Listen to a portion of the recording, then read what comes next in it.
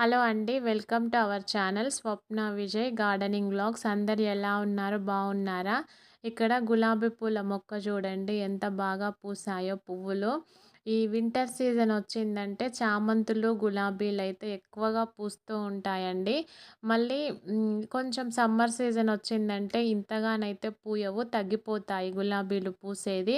ఇది ఒక 15 days 20 days ముందు పూసిన పూలండి. ఇప్పుడు ప్రస్తుతానికైతే మళ్ళీ అంతా మొగ్గలతో ఉండింది మొక్క.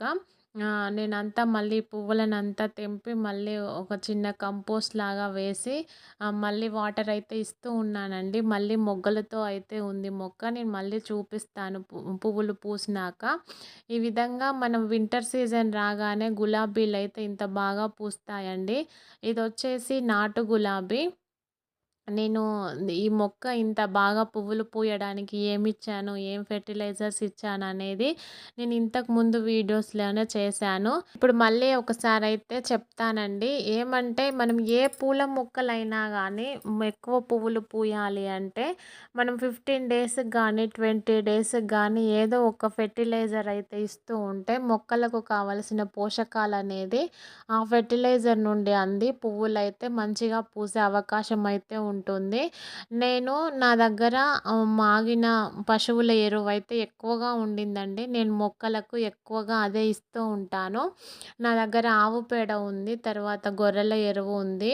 నేను ఈ 2 తెచ్చిపెట్టుకున్నానండి. నేను ఫ్రీక్వెంట్‌గా ఈ బీట్రూట్ వాటరు, రైస్ వాటరు, తర్వాత మాగిన పశువుల ఎరువు, గొర్రెల ఎరువు ఈ విధంగానైతే మొక్కలకు ఇస్తూ ఉంటాను. అంతే నేనిచ్చే ఫెర్టిలైజర్స్ అయితే అదే. ఇలా ప్రూనింగ్ చేసుకున్నాక మట్టికి అప్పుడప్పుడు డీఏపీ అయితే ఇస్తూ ఉంటాను. దాని ద్వారా మొక్క బాగా ఎగురొస్తుంది.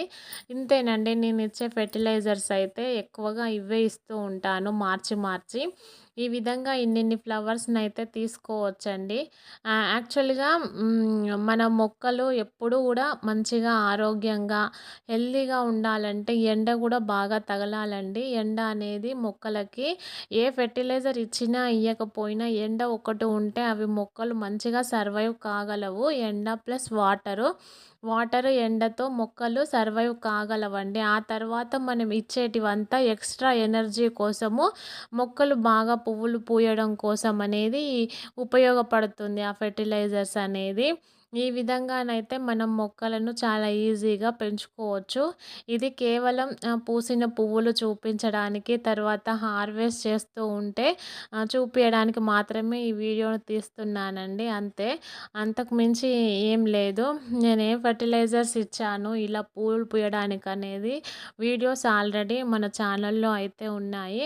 ఎవరైనా చూడని వాళ్ళుంటే ఒకసారి చూడండి. నేనైతే ఫ్లవర్స్‌ని ఎప్పటికప్పుడు ఈ విధంగానైతే హార్వెస్ట్ చేసుకుంటూ మళ్ళీ ఫెర్టిలైజర్స్ ఇస్తూ ఉంటాను. దాని ద్వారా మొక్క పెరుగుతుంది, ఇగురొస్తుంది. మళ్ళీ కొత్త పువ్వులు పూయడానికి అవకాశం ఉంటుందండి. ఇది చాలా చిన్న వీడియో. ఈ వీడియో గాని నచ్చినట్లయితే, లేదు ఈ ఫ్లవర్స్ నచ్చినట్లయితే ప్లీజ్ లైక్, షేర్, సబ్స్క్రైబ్. మరొక మంచి వీడియోతో మళ్ళీ కలుద్దామండి. అంతవరకు ఉంటాను. Thank you all. Have a nice day. Bye అండి. ఇన్ని ఫ్లవర్స్ అయితే వచ్చాయి చూడండి. ఒకరోజు పూజ రూమ్‌నంతా ఈ గులాబీలతో నింపేయొచ్చు. అంత బాగా పూసాయి. ఓకే అండి. ఈ వీడియో నచ్చినట్లయితే like, share, subscribe. Thank you. Bye. Have a nice day. Bye అండి.